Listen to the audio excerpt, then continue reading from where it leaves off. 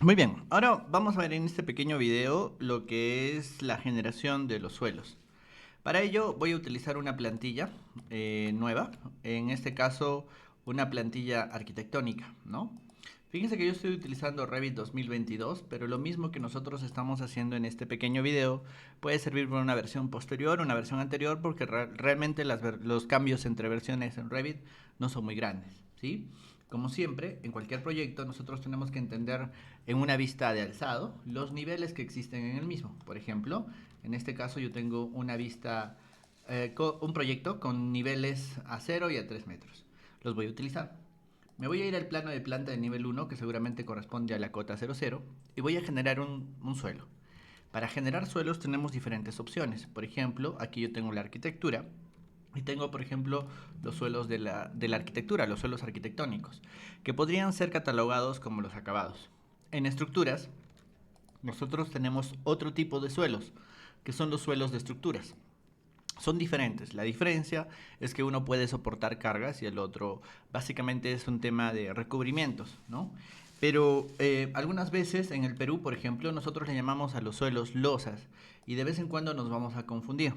Tengan en cuenta que estos suelos de aquí son para las cimentaciones, ¿sí? He visto muchos trabajos en los cuales utilizan estos elementos que son muy similares, pero que en realidad no son el que corresponde, ¿sí? Vamos a empezar haciendo un suelo arquitectónico. Y lo mismo que hagamos aquí se va a aplicar a los suelos estructurales. En este suelo, lo que yo puedo hacer es iniciarlo. Y cuando inicio este botón, voy a iniciar un modo llamado el modo de boceto. Sé que estoy en el modo de boceto porque puedo encontrar estos elementos que me permiten dibujar el contorno de mi suelo. ¿Listo? Entonces aquí yo lo que voy a hacer es iniciar este botón que me va a permitir definir dos puntos para los extremos del rectángulo del boceto de mi suelo, ¿no? Y pues lo único que voy a hacer es finalizarlo. Cuando yo finalizo, he generado un nuevo elemento. Recuerden que cuando nosotros tenemos un elemento en Revit, en la paleta de propiedades que yo tengo ahora a la derecha, puedo ver muchos de sus elementos como por ejemplo las cotas que yo tengo aquí. Estas cotas pues se generan automáticamente, no las tengo que modelar o escribir. Se han generado de acuerdo a las dimensiones que yo he puesto en el modelo, ¿no? Y además tenemos que entender que la propiedad principal es el tipo, ¿no? El tipo es el nombre del elemento o el nombre de la variación del elemento. En este caso es un suelo por defecto. Si ustedes despliegan esto que se llama el selector de tipo, van a poder encontrar diferentes tipos de suelos que podemos utilizar. Más adelante en este mismo video vamos a editar o generar un nuevo tipo de suelo, ¿sí? Entonces, lo primero que voy a hacer es volver a editar el contorno, ¿sí? Fíjense que este elemento tiene como perímetro 42 metros y tiene un área determinada. Si yo le digo editar contorno, vuelvo a estas líneas magenta que lo que me van a permitir hacer es modificar el elemento que yo tenga. Con las teclas TR yo puedo recortarlo nuevamente y finalizarlo. Sea lo que sea que yo haga, pues los elementos de las cotas van a variar con él, ¿no? Además, en la vista en 3D yo puedo notar lo que yo estoy realizando. Si vuelvo a la vista en planta, lo que voy a hacer es seleccionar el elemento y utilizar el siguiente elemento que dice aquí, modificar subelementos. Este botón me va a permitir dividir el elemento en los puntos que son los vértices y también las líneas que representan los lados de este elemento suelo. Por ejemplo, si yo selecciono este elemento me va a aparecer una cota, que en este caso está en metros. ¿Qué tal si yo le doy 2 metros? Fíjense, la forma ha cambiado y si yo me voy a la vista en 3D puedo darme cuenta de que ese lado se ha levantado, ¿no? Entonces yo podría empezar a definir con este modificar subelementos las cotas de los diferentes elementos hacia arriba o hacia abajo, ¿sí? Y podría darle una forma muy caprichosa al elemento que yo tengo. ¿Listo? Lo siguiente que voy a hacer es seleccionar este elemento y puedo añadirle además un punto. Este punto que yo puedo añadir por aquí va a generar que mi elemento se divida en más superficies o en más pedazos, ¿no? Y por ejemplo yo podría controlar independientemente de este elemento y decirle que va a medir menos 0.5 metros. De tal manera de que yo voy a tener un elemento muy caprichoso, que en este caso ya se ha dividido en tres facetas, ¿no? En tres pequeños segmentos independientes, ¿no? Lo mismo puedo hacer con el alineamiento, si yo le digo modificar subelementos, no solamente con los vértices, sino también con las aristas. En este caso, esta arista yo le puedo decir que tiene menos 1,5 metros, ¿no? Y simplemente en mi proyecto se va a representar todo lo que yo estoy planteando. Entonces, cuando nosotros tenemos un suelo muy caprichoso o tal vez una cubierta muy complicada, tal vez lo más sencillo sería utilizar este tipo de elementos para generar un suelo con diferentes puntos de apoyo, diferentes vértices o alineado de una manera muy caprichosa. ¿Listo? Sigamos. Lo voy a eliminar. Perfecto. Si nosotros quisiéramos restablecer el elemento, puedo hacerlo ahí y restablecer la forma.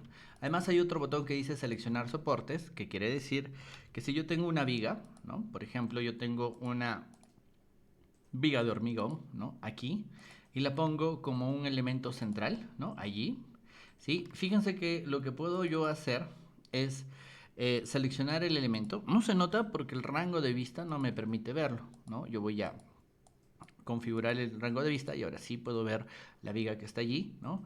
Y esta viga lo que va a hacer es dividir al suelo en dos partes. Entonces yo puedo seleccionar un soporte y cuando selecciono un soporte se generan los puntos alineados con el elemento de soporte, tanto los puntos independientes como la línea central. Es decir, añado una línea divisoria dependiendo del soporte en el cual se vaya a encontrar. Y eso a veces puede ser de muchísima utilidad, como pueden ver aquí, ¿no?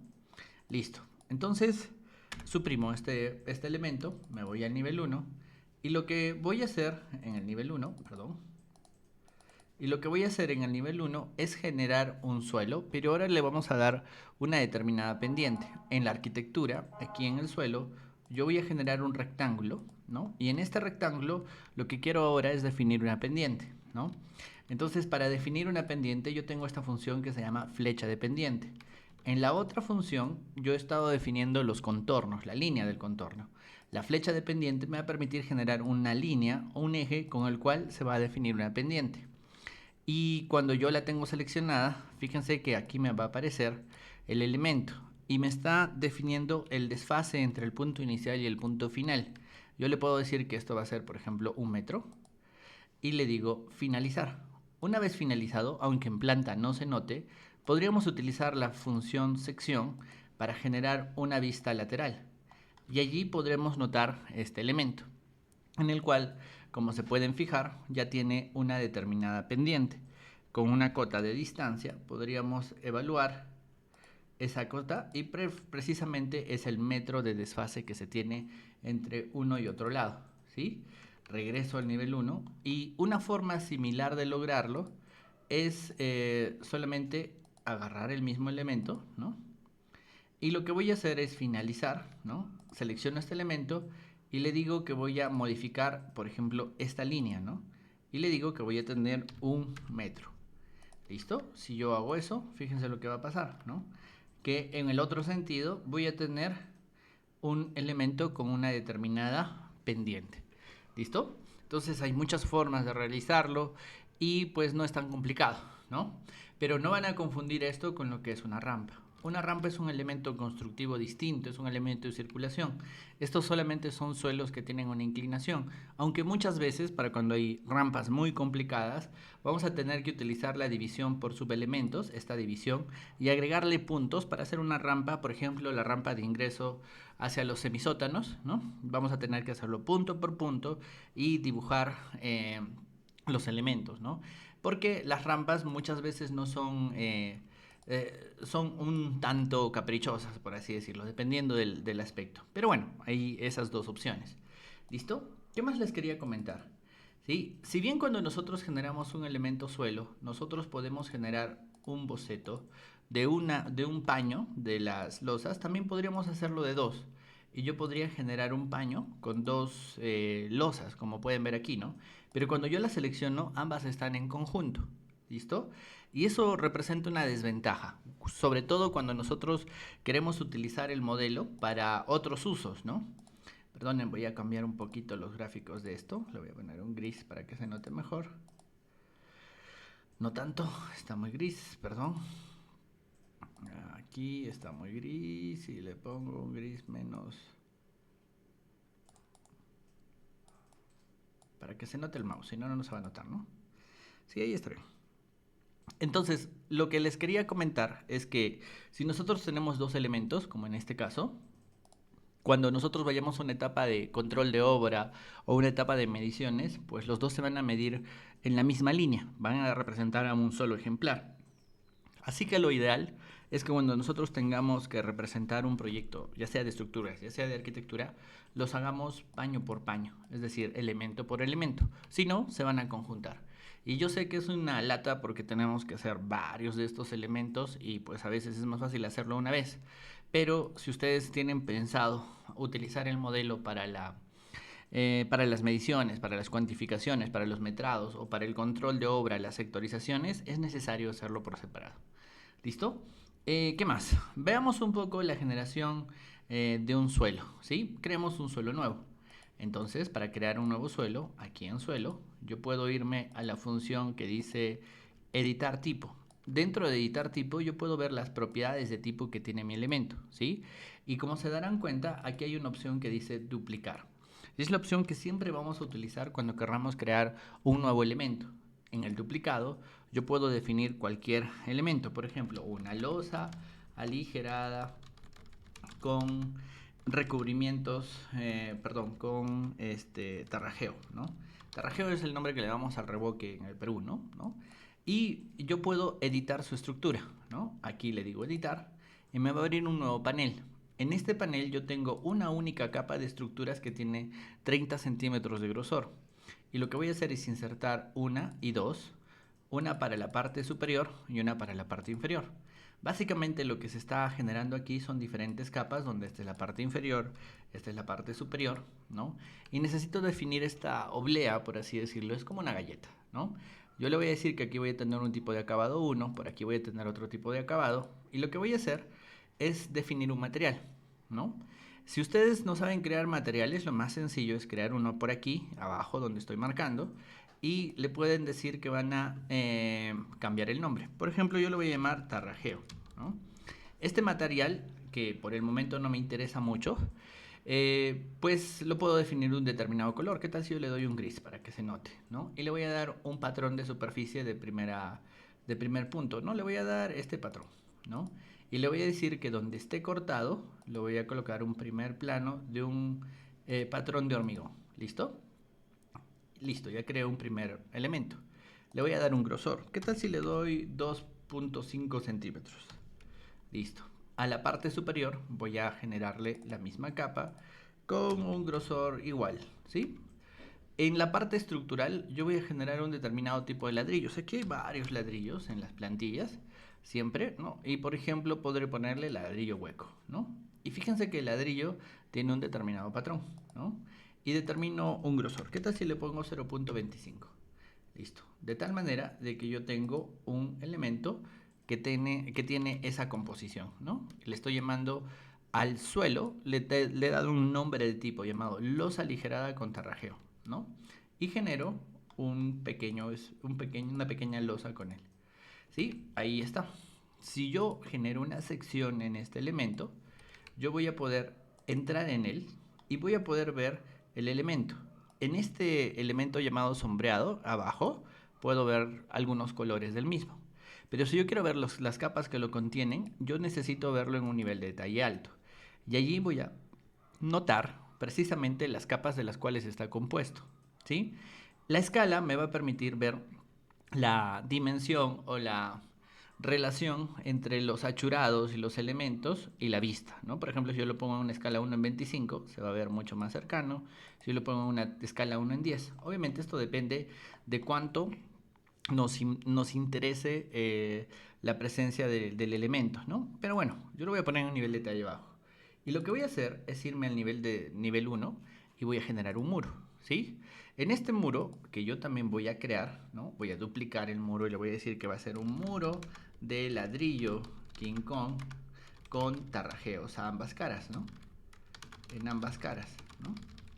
Y lo que voy a hacer es editar, ¿no? Y le voy a decir que la capa central va a ser de 12 centímetros, punto 12, perdón. Voy a generar la misma capa de ladrillo, o bueno, en este caso voy a poner ladrillo cerámico perforado, ya está. o simplemente ladrillo, ¿no? Como está aquí. Y arriba, en la capa de acabado, voy a definir la misma capa que teníamos hace un momento, ¿no? Que era tarajeo. Y aquí también. Puedo utilizar el buscador para buscar el material que me corresponda, en este caso tarajeo, ¿está bien? Y miren, ¿no? Mi muro mide 15 centímetros, no hay problema. Por el momento lo voy a utilizar, ¿no? Y genero un muro aquí, ¿no? Por ejemplo, por aquí. Y cuando yo me voy a la vista en sección que yo había generado hace un momento, que es la sección número 2, miren, ¿no? Los dos elementos están allí, ¿no? Eh, si desean, yo puedo crear una vista de llamada para acercarme a esta porción, que sería lo equivalente a generar un detalle. Y miren, ¿no? El detalle, que se coloca automáticamente en una escala bastante baja, 1 en 5, también está en nivel de detalle alto, pero si lo pongo en nivel de detalle bajo, se va a ver de esta manera, ¿no? Lo que quiero que vean es la relación que existe entre los muros y los suelos. En este caso, miren, los dos elementos son independientes, y si yo quisiera hacer un corte, esta línea de aquí me va a molestar. Para los planos arquitectónicos, para los planos de arquitectura, cuando yo hago una sección, este elemento no debería de existir. Entonces, lo que yo puedo hacer es seleccionar un elemento y unirlo con el otro. Cuando yo los uno y los dos elementos tienen el mismo elemento, fíjense, lo que va a suceder es que la línea entre ellos va a desaparecer.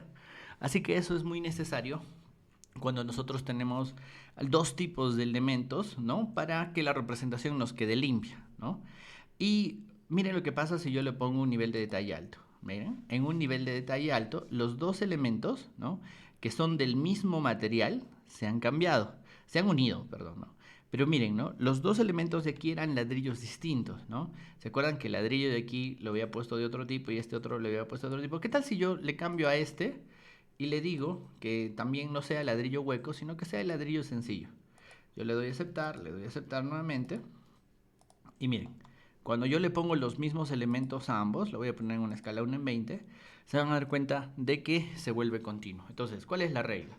La regla es que si yo quiero que en las representaciones de los detalles o en esta clase de elementos la unión muro con los suelos esté limpia, pues yo necesito que se definan los mismos materiales. A veces cuando hacemos detalles de arquitectura o de detalles de estructuras es necesario conocer esto. Pero ¿qué también es necesario entender? Es necesario entender que en las estructuras de los muros los elementos estructurales se van a unir con los elementos de estructuras y los elementos de acabados se van a unir con ellos. Es más, por eso pueden notar ustedes que hay dos tipos de acabados. Acabado 1 se va a juntar con acabado 1 y acabado 2 se va a juntar con acabado 2. Entonces, cuando tenemos un detalle complejo de la unión muro-columna, de repente es necesario utilizarlo, ¿sí? Recuerden que esa distribución también funciona aquí, ¿no? En la parte de los suelos también tengo estructuras, acabados. Recuerden, ¿no? Las estructuras se unen con las estructuras y los acabados se unen con los acabados. Para tenerlo en cuenta en el caso de que lo necesiten, ¿sí?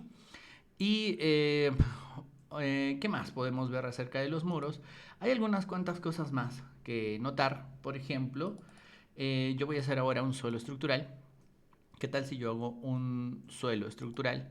Que en este caso la puedo colocar como por defecto de 30 centímetros para que sea más sencillo, ¿no? Y finalizo, ¿sí?